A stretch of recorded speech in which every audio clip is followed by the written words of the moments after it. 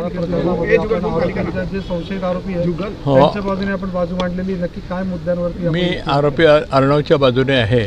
माझे कलीग माझ्यासोबत होते, अखिल इस्माईल आणि आरोपी नंबर 2 तर्फे अखिलेश पवारतर्फे सागर चित्रे.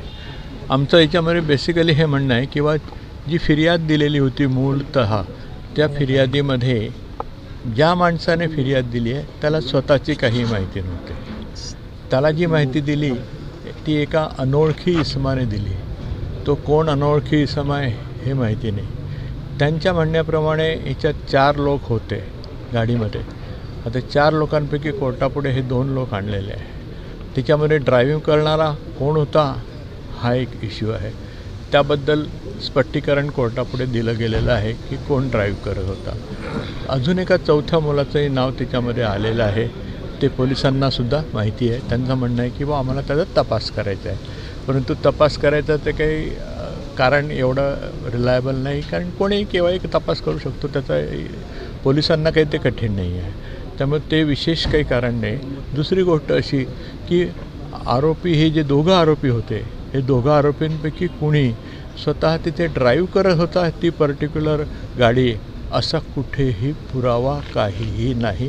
फिर्यादीतसुद्धा नाही, रिमांड रिपोर्टमध्ये सुद्धा तसं काही पुरावा नमूद करून रिपोर्ट केलेलं नाही. त्यामुळे यांना रिमांड देऊ नये, रिपोर्ट यांच्या पोलीस कस्टडी देऊ नये असं बेसिकली आमचं म्हणणं होतं. याशिवाय हा जो गुन्हा आहे कल्पेबल होमिसाईड, सदोष मनुष्यवधाचा जो गुन्हा त्यांनी नोंदलेला आहे तो अतिरेक आहे, कायद्याचा अतिरेक आहे, वस्तुस्थितीचा अतिरेक आहे. वस्तुतः 304A या पलीकडे जास्तीत जास्त त्यांना नोंदायचा असता तरीसुद्धा तो गुन्हा नोंदता येणार नाही. याशिवाय आरोपींना जी मारहाण झाली त्याविषयी त्यांनी जे कथन केलेलं आहे किंवा त्यांचा जीव धोक्यात होता वगैरे वगैरे, इनफॅक्ट तो गुन्हा 307चा होऊ शकतो, परंतु त्याविषयी पोलीस काहीच करत नाही, काही कारवाई केली नाही आणि उलटपक्षी फक्त या आरोपींविरुद्ध कारवाई चालू आहे. त्यांचं म्हणणं असं आहे किंवा आरोपींचं किंवा हा अशा प्रकारे एकतर्फी कारवाई होऊ नये एवढं त्याचं म्हणणं. नक्की चालक कोण आहे की निष्पन्न झालं का या सगळ्या गोष्टी? ते पोलिसांनी शोधावं त्यांनी. पोलिसांनी काय, परंतु एक गोष्ट जशी दादांनी सांगितली तशी आपल्याला सांगितलं.